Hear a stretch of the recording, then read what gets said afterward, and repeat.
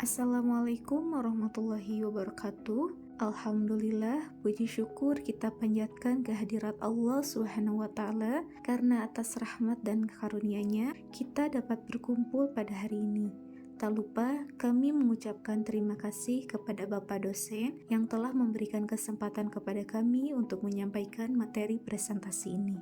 Sebelumnya, perkenalkan, saya Siti Rohmah sebagai moderator, adapun rekan saya sebagai pemateri yaitu Is Maisyarah dan Aai Rohayati. Pada kesempatan ini, kami akan membahas topik yang sangat penting dalam perkembangan anak usia dini, yaitu memperluas perkembangan bahasa pada anak-anak usia prasekolah. Perkembangan bahasa anak merupakan proses bertahap yang sangat dipengaruhi oleh perkembangan kognitif dan lingkungan sekitarnya. Bahasa berfungsi sebagai alat komunikasi serta sarana untuk mendukung perkembangan sosial dan intelektual. Oleh karena itu, stimulasi dan dukungan sejak dini sangatlah penting agar anak dapat menguasai bahasa dengan baik dan menggunakannya secara efektif dalam kehidupan sehari-hari. Seperti kita ketahui, bahasa merupakan aspek fundamental dalam tumbuh kembang anak. Kemampuan berbahasa yang baik akan membantu anak dalam berkomunikasi, berpikir, dan memahami lingkungan sekitar. Oleh karena itu, dalam presentasi ini, kami akan membahas beberapa poin utama, di antaranya yaitu 1. Bagaimana teori perkembangan bahasa. 2. Apa saja aspek memperluas perkembangan bahasa anak. 3. Apakah interaksi guru dan anak mempengaruhi pemerolehan bahasa? Yang terakhir, bagaimana panduan kegiatan anak pada masa prasekolah? Teori perkembangan bahasa anak usia dini. Bahasa menurut KBBI adalah sistem bunyi arbitrer yang digunakan untuk berinteraksi dalam masyarakat. Perkembangan bahasa anak tidak hanya dimulai saat mereka mengucapkan kata pertama, yakni pada usia 12-18 bulan. Akan tetapi sudah dimulai sejak dalam kandungan. Setelah lahir, bayi menyerap informasi bahasa sebelum dapat berbicara. Menurut Santrok, bahasa adalah sistem simbol dengan aturan tertentu yang digunakan untuk komunikasi. Dalam Al-Quran surat Al-Baqarah juga disebutkan bahwa bahasa diajarkan pertama kali kepada Nabi Adam alaihissalam dan menjadi kemampuan khusus manusia yang tidak diajarkan kepada makhluk yang lain.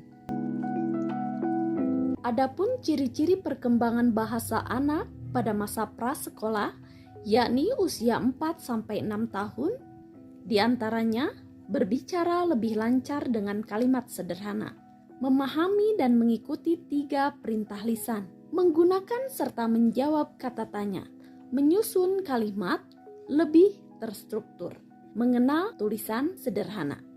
Dalam teori Montessori, ada latihan perbaikan bahasa. Yang pertama, latihan ketenangan, pelajaran pelafalan, latihan dalam bahasa grafis, latihan senam. Sedangkan teori perkembangan bahasa menurut George S. Morrison, beliau memperkenalkan 2 teori. Yang pertama, teori naturalisationis. Dalam teori ini, beliau berpendapat bahwa bahasa berkembang secara alami sesuai jadwal biologi. Yang kedua, teori environment, yaitu penguasaan bahasa yang dipengaruhi oleh interaksi dengan lingkungan. Aspek memperluas perkembangan bahasa anak, di antaranya yaitu 1. Ada lingkungan rumah dan lingkungan kelas. Lingkungan rumah dan lingkungan kelas berperan besar dalam perkembangan bahasa anak melalui interaksi dan simulasi verbal.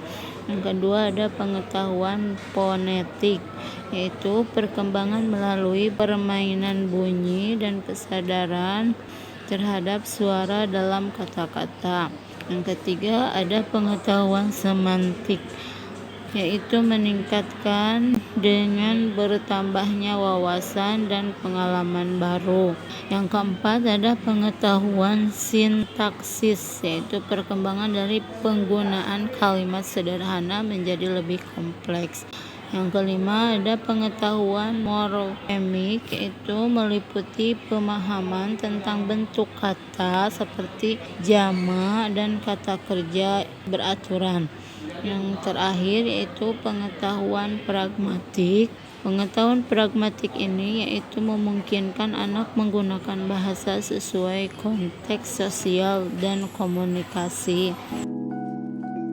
Interaksi guru dan anak mempengaruhi pemerolehan bahasa. Interaksi antara guru dan pengasuh memainkan peran penting dalam pemerolehan bahasa dan perkembangan anak. Pola dasar interaksi yang efektif dapat menjadi strategi pengajaran yang mendukung perluasan pengetahuan bahasa anak dalam konteks pendidikan. Strategi utama dalam pengajaran bahasa dalam prasekolah yaitu mengajukan pertanyaan, bahasa penyangga, mediasi, dan resolusi konflik. Selanjutnya, menurut Miller, strategi interaksi yang digunakan yaitu menjaga kontak mata, memperhatikan komunikasi nonverbal, mengulang kata dengan intonasi bertanya, fokus pada maksud anak, memberi waktu berbicara, dan memperluas percakapan.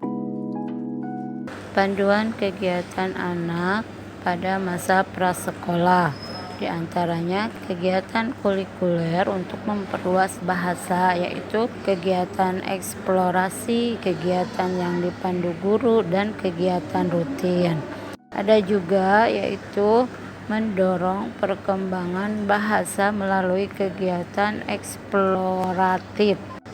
Anak bebas berinteraksi dengan materi yang disediakan seperti bermain peran, seni pusat, menulis, mendengarkan, serta bermain di luar ruangan. Yang ketiga yaitu mendorong perkembangan bahasa melalui kegiatan yang dipandu guru, meliputi kegiatan seperti show and tell, membaca buku bersama, memilih buku yang tepat, bercerita lisan, serta puisi dan lagu. Yang terakhir, mendorong perkembangan bahasa melalui kegiatan rutinitas. Kesempatan belajar bahasa dalam rutinitas sehari-hari seperti saat makan, berangkat sekolah atau pulang sekolah.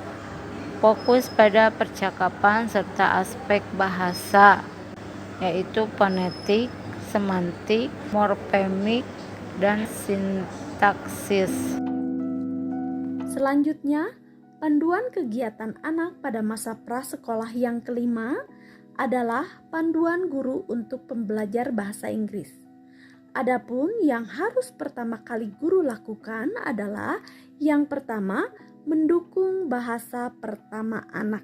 Yang kedua, membimbing kelompok kecil dalam membaca buku. Yang ketiga, membangun pengetahuan sebelumnya bagi anak yang belajar bahasa Inggris. Yang terakhir, yang keenam, rencana kurikulum. Kurikulum haruslah konsisten dan kaya bahasa, seperti The Word of Communication dan Language Acquisition Preschool, yang menggabungkan komunikasi lisan, tertulis, dan bentuk komunikasi lainnya untuk meningkatkan pemerolehan bahasa anak. Usia prasekolah merupakan tahap perkembangan yang krusial dalam pembentukan kemampuan berbahasa anak. Pada tahap ini, perkembangan bahasa dipengaruhi oleh faktor biologis dan lingkungan. Oleh karena itu, stimulasi yang tepat berperan penting dalam mendukung kemampuan berbahasa mereka. Lingkungan rumah dan sekolah, aspek linguistik, serta interaksi antara guru dan anak memberikan kontribusi besar dalam proses ini. Melalui strategi komunikasi yang efektif dan kegiatan yang dirancang sesuai dengan kebutuhan anak, perkembangan bahasa dapat dioptimalkan sehingga mereka lebih siap untuk berkomunikasi dan berinteraksi dalam kehidupan sehari-hari. Sekian pemaparan materi yang dapat kami sampaikan. Kami berharap diskusi ini dapat memberikan wawasan yang bermanfaat bagi kita semua, khususnya dalam mendukung perkembangan bahasa anak usia dini. Untuk selanjutnya, kami buka sesi tanya jawab.